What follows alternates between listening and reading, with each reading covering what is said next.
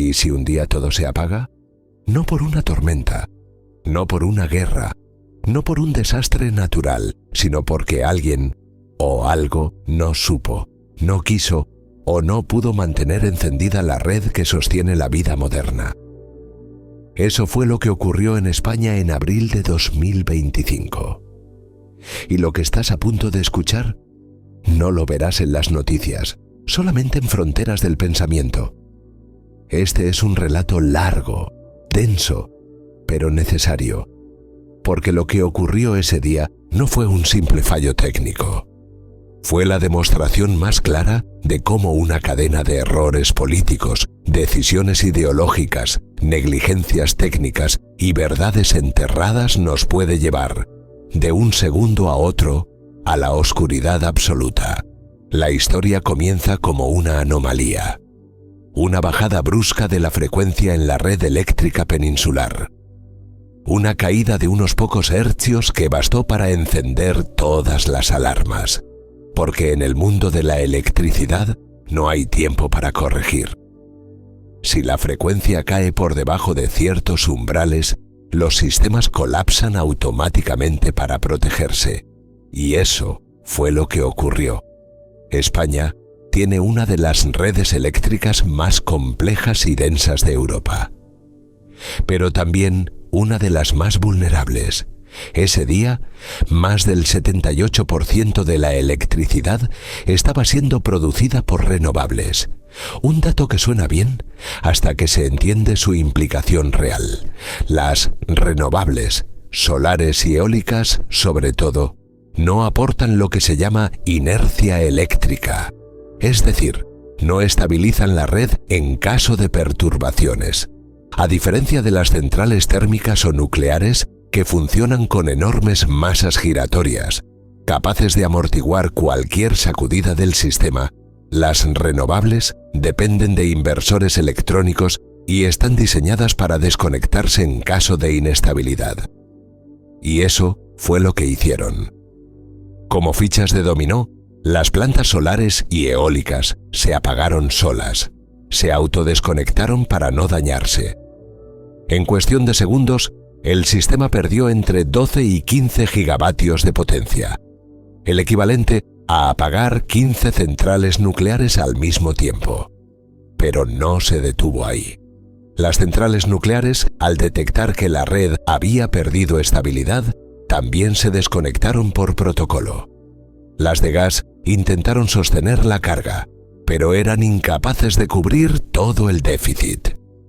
En menos de un minuto, el sistema eléctrico de toda la península colapsó, y con él, la civilización. Semáforos fuera de servicio, trenes detenidos, hospitales funcionando solo con generadores, torres de telecomunicaciones silenciadas, supermercados oscuros, alarmas sonando, y millones de personas mirando sus móviles sin señal, sin internet, sin respuestas.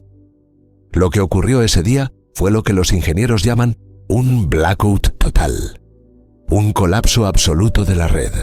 Y aunque técnicamente no duró más de unas horas, gracias a un protocolo de recuperación impecable, el daño ya estaba hecho, y la verdad, aún por contarse.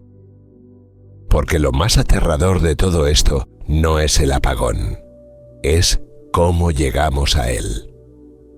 La gestión del sistema eléctrico en España está a cargo de Red Eléctrica Española. Se trata de una empresa de titularidad mixta, con fuerte participación del Estado, cuya misión es garantizar la estabilidad del suministro. Pero en los últimos años, Red Eléctrica Española se ha convertido más en un instrumento político que en un cuerpo técnico independiente. La presidenta de Red Eléctrica Española, Beatriz Corredor, no es ingeniera ni especialista en energía. Es registradora de la propiedad y exministra de Vivienda. Su nombramiento fue político y su gestión ideológica. Desde su llegada, Red Eléctrica Española ha sido el brazo ejecutor de la estrategia energética del gobierno: cerrar progresivamente todas las centrales nucleares de España entre 2027 y y 2035, sin reforzar antes las interconexiones, sin invertir en almacenamiento masivo y sin preparar un respaldo técnico capaz de sustituir la estabilidad que ofrecen las nucleares. Los expertos lo advirtieron. La Agencia Internacional de la Energía alertó del riesgo. Informes internos de Red Eléctrica Española fueron contundentes. La consultora PwC incluso redactó un documento interno en el que se anticipaba exactamente lo que ocurrió. Cierre de nucleares sin respaldo suficiente. Riesgo real de apagones. Pero nadie escuchó. O peor aún, lo sabían, pero prefirieron ignorarlo. ¿Por qué? Porque el relato oficial es más importante que la realidad. Porque decir España es 100% renovable da más votos que explicar cómo se garantiza la estabilidad de una red con generación intermitente.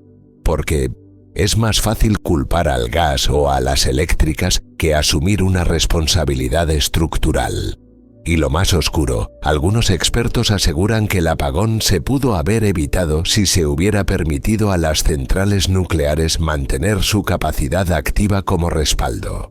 Pero las trabas fiscales, las tasas regionales y los constantes mensajes desde el gobierno llevaron a las operadoras a reducir su producción o incluso cerrar anticipadamente algunas instalaciones.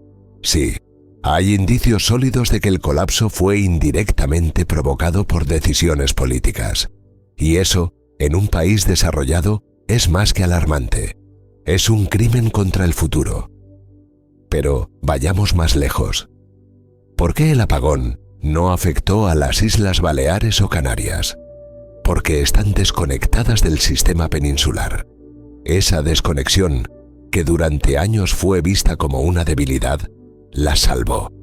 Funcionan como sistemas aislados, con su propia generación, su propio equilibrio. Irónicamente, fueron los más vulnerables quienes mejor resistieron. Portugal, en cambio, cayó con España. La red ibérica está fuertemente interconectada, y la caída de un lado arrastró al otro. Marruecos, gracias a una conexión más limitada, se desconectó automáticamente, evitando el colapso en su territorio. ¿Y Francia? Observó. No porque no pudiera ayudar, sino porque la capacidad de intercambio con España es irrisoria. Apenas 2,8 gigavatios. Se está proyectando aumentarla a 8 gigavatios, pero aún no se ha hecho. Si esa conexión existiera, el colapso podría haber sido mitigado. Una vez más, la falta de planificación se hizo evidente. Pero hay una pregunta más inquietante. ¿Puede volver a pasar? La respuesta es sí. No solo puede, es probable. Mientras se siga desconectando potencia firme y no se invierta en estabilización, los riesgos aumentan. Las renovables seguirán creciendo, lo cual está bien, pero necesitan respaldo, almacenamiento a gran escala, redes inteligentes y, sobre todo, planificación técnica. Lo que no se puede seguir haciendo es gobernar la energía con criterios simbólicos o con prejuicios ideológicos. La energía nuclear no es perfecta. Tiene residuos, tiene riesgos, pero en términos de estabilidad, fiabilidad y emisiones, sigue siendo una de las fuentes más seguras y limpias que existen. Francia, Finlandia, Suecia o Canadá lo saben. Por eso no solo no la están cerrando, la están ampliando. España, en cambio, la está desmantelando. Y lo hace mientras importa más gas ruso que nunca. Aunque desde el gobierno se hable de soberanía energética, la realidad es otra. Importamos gas, generamos electricidad cara y disfrazamos el resultado bajo el eslogan de transición ecológica. Este apagón ha sido una advertencia, pero no la primera. Ya en 2021, un satélite militar provocó un corte de electricidad en buena parte de Europa por una sobrecarga en la atmósfera. En 2022, un sabotaje cortó el suministro en Alemania durante 3 horas. En 2023, una ola de calor dejó sin energía a parte de California por falta de capacidad en las líneas. Y en 2024 la India sufrió un apagón que afectó a más de 200 millones de personas. Estamos entrando en una era en la que la energía es más vulnerable que nunca, porque dependemos de redes digitales, de satélites, de decisiones políticas y de sistemas que, por complejidad, son imposibles de reiniciar rápidamente si toda falla. Y lo más grave, no estamos preparados. En España, ni siquiera tenemos planes de contingencia para apagones prolongados.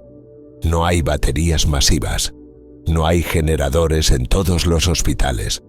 No hay cultura de resiliencia.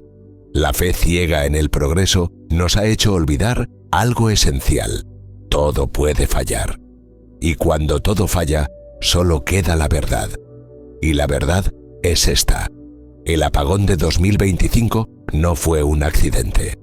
Fue la consecuencia de decisiones equivocadas, de advertencias ignoradas, de técnicos silenciados. Y si no cambiamos, será solo el primero de muchos. Aquí, en Fronteras del Pensamiento, no nos interesa maquillar la realidad. Nos interesa desentrañarla y contarte lo que no te contarán en televisión. Porque a veces, para entender lo que brilla, hay que mirar de frente a la oscuridad.